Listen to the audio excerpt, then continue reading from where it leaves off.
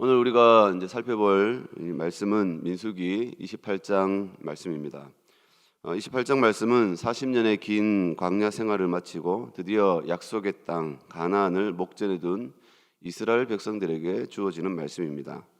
그들이 가나안에 들어가서 지켜야 할 것이 무엇인지 알려주는 말씀인데, 오늘 말씀은 특별히 이 하나님께 드려야 할 제사에 관한 부분을 언급을 하고 있습니다. 오늘 28장에는 5가지 항목의 제사 규례가 주어지고 있습니다. 첫째는 매일같이 드려야 되는 상번제가 있습니다. 아침과 저녁으로 어린 양을 하나님께 드리는 상번제가 있습니다. 두 번째는 안식일마다 안식일이 될 때 드려야 될 규례이고요. 또 세 번째는 매월 초, 매달마다 월삭이죠. 월삭 때마다 드릴 규례입니다.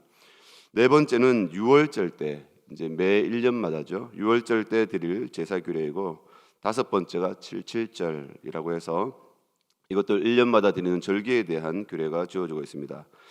이 제사들을, 이 규례들을 기억하고 그리고 가나안 땅에 들어가서 지키라라고 명령을 하고 있습니다. 그런데 이 모든 제사들은 이렇게 새롭게 주어지는 제사가 아닙니다. 이미 40년 전에 시내산에서 주어진 내용들입니다. 출애굽기와 레위기에 이 내용들이 자세하게 기록되어 있는데, 이제 광야 생활을 마치고 40년의 광야 생활을 마치고 이제 가나안에 들어가기 전, 이제 목전에 있죠.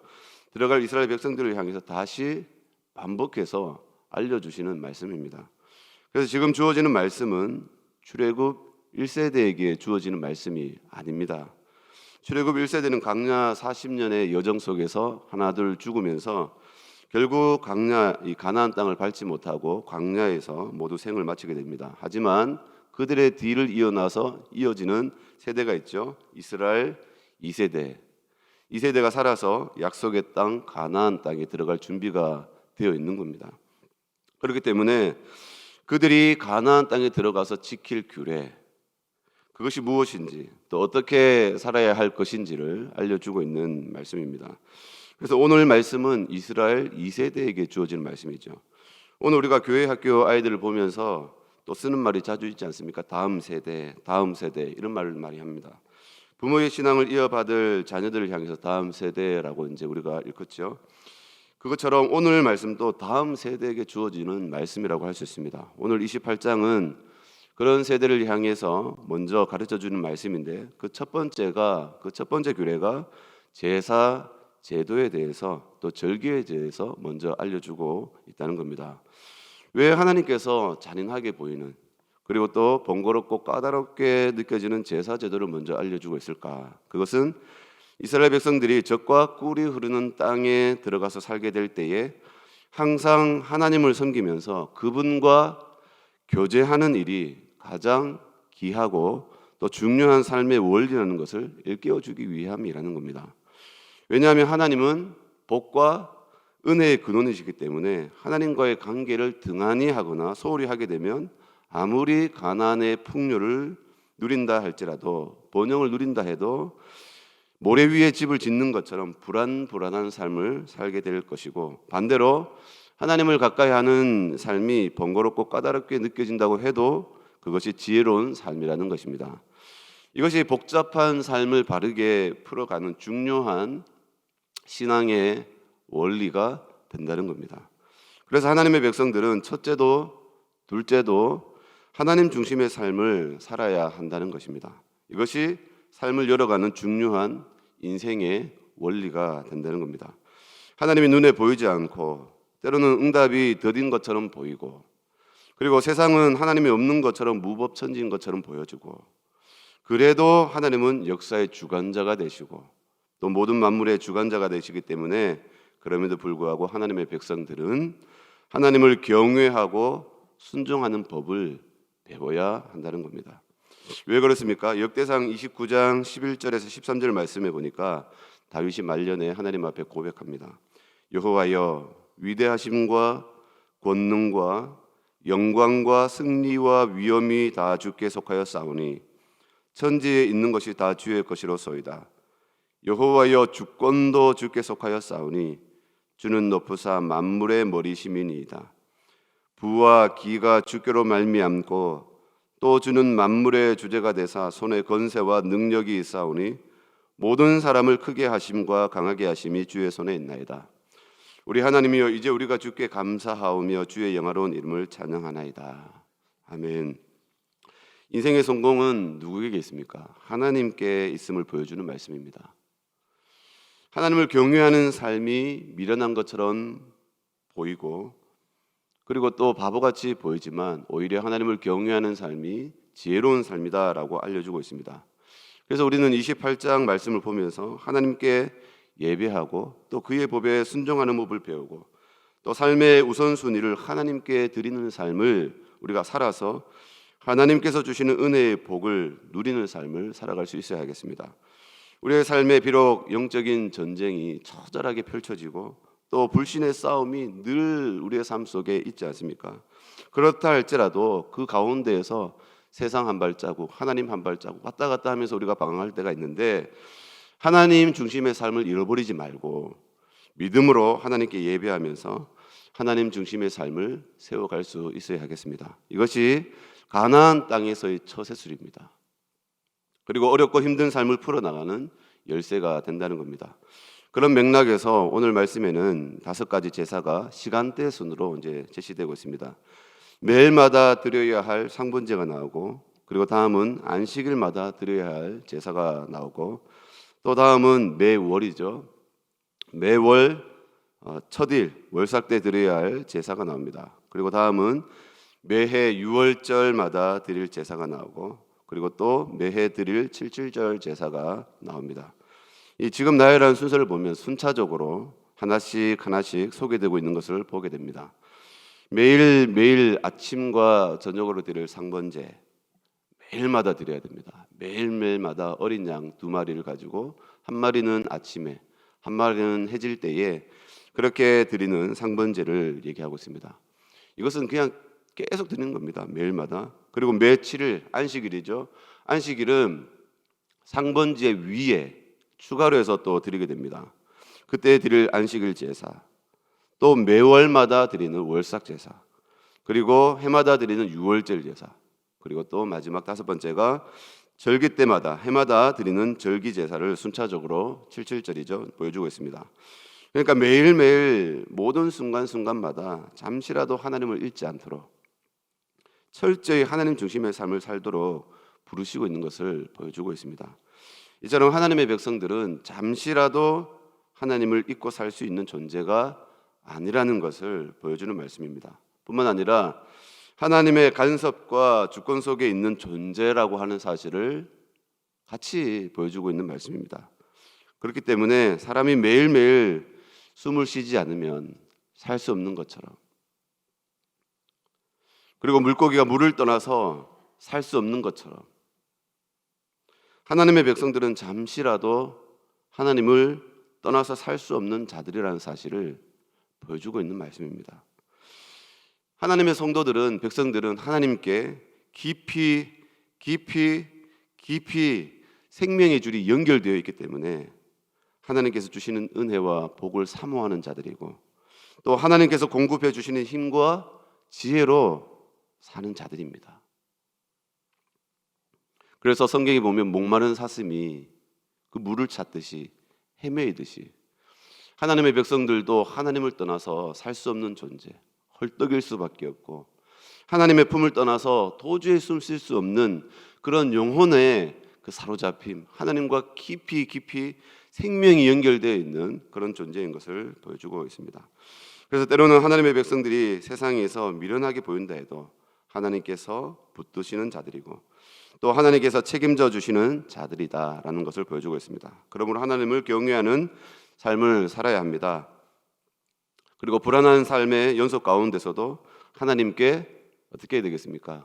예배하는 법을 배워야 되겠죠. 그리고 하나님과 동행하는 신앙의 삶을 철저히 세워가야 합니다. 방황하지 말고, 혼란스러워하지 말고, 잔아우로 치우치지 말고, 현실을 바라보면서 될까 말까, 하나님께서 함께 하시는가, 하나님께서 우리를 붙들어 주시는가, 응답하시는가 의심하지 말고, 왔다 갔다 하지 말고 하나님 앞에서 하나님 중심의 삶을 살아갈 수 있는 그러한 것을 배워야 된다는 것이죠. 그것이 세상을 살아가는 우리 성도의 처세술이고 또 인생을 바르게 열어가는 지혜다라고 하는 사실을 알려주고 있습니다. 그래서 하나님의 백성들은 매일매일뿐 아니라 안식일도 또 매월마다 그리고 절길 때마다 하나님의 뜻을 배우고 하나님께서 인도하시는 길을 보고 깨달을 수 있는 그러한 하나님과 동행하는 삶을 살아갈 수 있어야 합니다. 왜 그럴까요? 출애굽기 29장 41절에서 43절에 보니까 매일 드릴 상번제에 대해서 말씀해 주시는데 이 주시는 말씀을 보면서 이렇게 얘기합니다. 제가 읽어드리겠습니다. 한 어린 양은 저녁 때에 드리되 아침에 한 것처럼 소제와 전제를 그것과 함께 드려 향기로운 냄새가 되게 하여 여호와께 화제로 삼을지니. 지금 이제 상번제에 대해서 얘기하고 있죠. 아침에 드릴 양과 저녁에 드릴 양에 대해서 얘기하면서 42절입니다. 이는 너희가 대대로 여호와 앞 회막 문에서 늘 드릴 번제라. 내가 거기서 너희와 만나고 네게 말하리라. 내가 거기서 이스라엘 자손을 만나리니 내 영광으로 말미암아 회막이 거룩하게 될지라. 매일매일 드리는 상번제를 통해서 또 안식일마다 드리는 그 제사를 통해서 월삭 제사를 통해서 유월절과 절기 제사를 통해서 하나님께서 어떻게 해주시겠다고 합니까? 늘 회막으로 와서 제사를 드릴 때마다 하나님께서 만나 주시겠다는 겁니다. 제사를 통해 하나님과 소통이 이루어지고 그리고 하나님의 뜻을 알게 되고 또 하나님의 임재 속에서 응답이 주어지고 하나님께서 길을 열어주시겠다라고 말씀해 주고 있습니다. 그래서 이처럼 제사는 까다로운 것이 아니라 또 번거로운 것이 아니라 오히려 하나님과 깊은 연결점을 주고 또 하나님의 은혜와 복을 받는 통로가 되는 것이 바로 이 제사라고 하는 것입니다. 그러면 우리도 매일매일 새벽 기도와 또 수요 예배로 또 목요 부흥회로 또 주일과 월삭으로 또 절기를 통해서 하나님의 말씀을 듣고 그리고 하나님의 임재를 경험하고 또 하나님의 응답과 인도함을 받을 수 있는 말씀을 듣고 깨달을 수 있는 영적인 귀가 열려 있는 하나님과 깊이 소통하는 우리 모두가 될 수 있기를 주님의 이름으로 소망을 드립니다. 다음에 또 한 가지 살펴볼 것은 제사 때 드려지는 희생 제물에 대한 부분입니다. 먼저 상번제를 보니까 3절에 보니까 1년 되고 흠 없는 순양을 매일 2마리씩 상번제로 드리되라고 말씀하고 있습니다. 2마리 중에 1마리는 아침에 드리고 또 남은 1마리는 해질 때에 드리라고 말씀합니다. 그리고 추가적으로 고운 가루 10분의 1 에바와 또 기름 4분의 1 흰을 섞은 소재와 전제로 또 전제의 포도주 독한 독주를 4분의 1 흰을 제물과 함께 부어서 드리라라고 말씀하고 있습니다. 이것이 상번제를 통해 드릴 제사이고 예물이다라고 알려줍니다. 또 안식일 제사를 보면 이 상번제 위에 또 추가로 드리는 거죠. 1년 되고 흠없는 순양 2마리와 또 고운 가루 10분의 2의 소재와 전제를 드리라라고 합니다. 또 안식일은 7일 중에 하루를 얘기하죠. 쉬는 날이죠. 이때는 노동에서 해방되는 날이고 또 종노릇에서 해방되는 쉬는 날을 말합니다. 그리고 또 다음 월삭 때 드리는 제물을 보니까 수송아지 2마리, 또 순양 1마리, 1년 되고 흠 없는 순양 7마리를 드리라라고 얘기합니다. 수송아지에 이제 드릴 때는 소재의 양이 또 달라지죠. 소재에 기름 섞은 고운 가루 10분의 3을 드리게 됩니다. 그리고 또 순양에는 소재로 또 기름 섞은 고운 가루 10분의 2를 드리고 어린 양에는 소재로 고운 가루 10분의 1을 드리는 거죠. 그래서 수송아지 드릴 때 또 양으로 드릴 때 어린 양으로 드릴 때마다 고운 가루의 양이 달라지죠. 그러면서 이제 독한 포도주의 전제를 같이 부어 드리라라고 얘기합니다. 이 외에 순념소 1마리를 추가로 드리는데 속죄제로 드려라라고 명령하고 있습니다. 한 달을 하나님께 맡기고 또 하나님께서 은혜와 복을 주시는 것을 사모하면서 월삭을 드리게 됩니다. 그리고 유월절 이제 네 번째죠. 제물을 보니까 첫째 달 14째 날을 유월절로 지키게 됩니다. 그리고 15째 날부터 누룩을 넣지 않는 무교병을 먹으면서 7일 동안 지키게 되는데 이때에 애굽에서 급하게 탈출하면서 발교되지 않은 누룩 섞지 않은 그 떡을 가지고 나오면서 그것을 먹었기 때문에 이때를 기념해서 무교병을 먹게 됩니다. 그래서 이 무교병을 먹는 날에는 집안이든 하여튼 이스라엘 백성 영내에든 이 누룩을 다 없애게 하죠. 그렇게 해서 무교금을 먹는데 이 유월절 때는 이 월삭과 동일하게 제물을 드리라라고 얘기해 줍니다. 이 유월절 때도 애굽의 종살이에서 해방되는 날을 기념하는 날입니다. 그리고 다음 77절 제물을 보면 77절은 7번의 7날입니다. 오순절과 같은 날이죠. 오순절,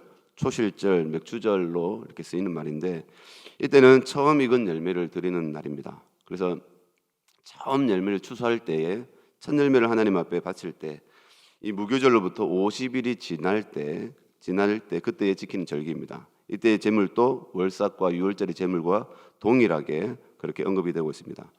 하나님께 주시는 것으로 배불리면서 또 풍요로 하나님께 감사하는 그런 날입니다. 이처럼 다섯 제사를 살펴보면 하나님께서 매 제사 때마다 하나님이 받으실 희생 제물이 계속 똑같이 언급되어지고 요구되는 것을 보게 됩니다. 제사 때마다 힘없는 어린 양이 죽어야 하고 또 송아지가 죽임을 당하고 순양과 염소가 죽이는 그것을 하나님께서 요구하시는 겁니다. 제사 때마다 피비린내가 났을 것이고 그리고 또 송아지와 염소의 그 울부짖는 소리가 있었을 거예요. 또 피를 쏟아내고 내장과 기름과 또 고기를 도륙하면서 불태워야 했습니다. 이런 모든 절차들을 연상해 보면 쉽게 이 유쾌한 그러한 생각이 들지는 않습니다. 그 말없이 죽어가는 희생들, 그 제물을 보면서 어떤 마음이 들었을까? 왜 저렇게 처절하게 죽어야 할까? 왜 저렇게 잔인하게 희생시켜야 할까? 여러 생각이 들었을 것입니다. 그런데 이 장면들에 대해서 하나님의 마음을 본문에서 보여주고 있죠. 2절에 보니까 이스라엘 자손에게 명령하여 그들에게 이르라. 내 헌물, 내 음식인 화제물, 내 향기로운 것은 너희가 그 정한 시기에 삼가 내게 바칠지니라. 그 어린 양, 그 힘없는 어린 양을 죽이고 그리고 순양과 수송아지 그것을 죽이는데 근데 그것을 불태워 보내는 그 제사를 하나님께서 뭐라고 얘기하시느냐? 내 희생 그리고 향기로운 냄새라는 거예요. 제물이라는 거예요. 그것을 알려주고 있습니다. 하나님께서 이 고통스러워 보이는 이 잔인해 보이는 그 장면 속에서 하나님께서 영광을 받으시는 겁니다. 바로 예수 그리스도를 예표하고 있습니다. 예수님은 우리와 하나님 사이를 중재하시는 중재자죠. 그리고 하나님 앞에 설 수 있도록 자신의 피로써 우리를 거룩하게 하시고 또 우리가 하나님 앞에 받으실 만한 하나님의 백성으로 세워가시는 그러한 피조물이 되게 하시는 은혜요 대제사장 되시는 분입니다. 그러면 우리는 늘 하나님 앞에 나아갈 때 어떻게 해야 되겠습니까? 우리의 대제사장 되시는 예수 그리스도를 붙들고 하나님 앞에 나아가는 겁니다. 내 의를 가지고 하나님 앞에 나아가는 것이 아니라 내 잘난 것을 가지고 하나님 앞에 나아가는 것이 아니라 내 연약함 때문에 하나님 앞에 못 나갈 것도 아니라 하나님 앞에 예수 그리스도를 붙들고 하나님 앞에 나아가서 하나님이 주시는 은혜와 복을 받아 누리라는 겁니다. 그래서 예수 그리스도 안에 영적인 보화가 있고 예수 그리스도 안에 영적인 비밀이 있고 예수 그리스도 안에 자유함이 있고 예수 그리스도 안에서 하나님께서 우리에게 주시는 풍성한 은혜가 있다는 겁니다. 그래서 그 은혜를 붙들어야 죄가 우리를 속박하지 못하고 그 은혜를 붙들어야 우리가 자유할 수 있고 하나님 앞에 우리가 기도할 수 있고 뿐만 아니라 내 연약함을 하나님께서 받아주신처럼 내 주변에 있는 형제 자매도 있는 그대로 받을 수 있는 용납함이 우리에게 주어진다는 겁니다. 그래서 우리가 예수 그리스도로 온전히 물들지 않으면 예수 그리스도의 그 은혜를 온전히 우리가 깨닫지 못하면 늘 우리는 원망할 수밖에 없고 불평할 수밖에 없고 형제를 바라보면서 싸울 수밖에 없고 늘 우리의 삶에는 부정적일 수밖에 없고 질투할 수밖에 없습니다. 그러면 우리는 예수 그리스도로 옷 입을 수 있길 바랍니다. 하나님 앞에 나아갈 때마다 예수 그리스도로 그분의 의를 힘입어 하나님 앞에 나아가고 예수 그리스도의 이름으로 하나님 앞에 기도하면서 하나님이 기뻐하시는 제사가 뭐냐? 하나님께서 응답해 주시는 그 응답의 중요한 원리가 뭐냐? 예수 그리스도를 힘입어서 하나님 앞에 나아가게 됩니다. 이런 은혜를 우리가 힘입어서 베드로전서 1장 18절 말씀에 이렇게 얘기합니다. 너희가 알거니와 너희 조상의 유전한 망령된 행실로부터 구속된 것은 은이나 금같이 없어질 것으로 한 것이 아니요 오직 흠없고 점없는 어린 양 같은 그리스도의 보배로운 피로 한 것이니라. 예수님의 그 은혜, 그 비밀, 그 능력을 힘입어서 오늘 또 우리가 하나님 앞에 기도할 때에 그 은혜를 통해서 하나님 앞에 기도하면서 응답을 받아 누릴 수 있는, 하나님의 도우심을 받는 우리 모두가 될 수 있기를 주님의 이름으로 소망을 드립니다. 기도하겠습니다. 하나님 아버지, 감사합니다. 너희가 알거니와 너희 조상의 유전한 망령된 행실에서 구속된 것은 은혜나 금같이 없어질 것으로 한 것이 아니요 오직 흠없고 점 없는 어린 양 같은 그리스도의 보배로운 피로 하셨다고 하신 말씀과 같이, 하나님, 우리는 하나님 앞에 나아갈 수 없는 자들이오나, 더럽고 죄악 가운데에서 죽을 수밖에 없는 자들이오나, 하나님의 아들 예수 그리스도를 말미암아 우리를 구속하여 주시고 흠없고 점 없는 예수 그리스도의 피로서 우리를 구속하시사 하나님의 자녀 삼아 주심에 감사와 찬양을 올려드립니다. 하나님, 이 영적인 은혜와 비밀을 깨닫고 늘 하나님 앞에서 용납함을 받으며 하나님 앞에서 늘 응답을 받으며 하나님의 도우심과 은혜를 힘입어 살기를 원합니다.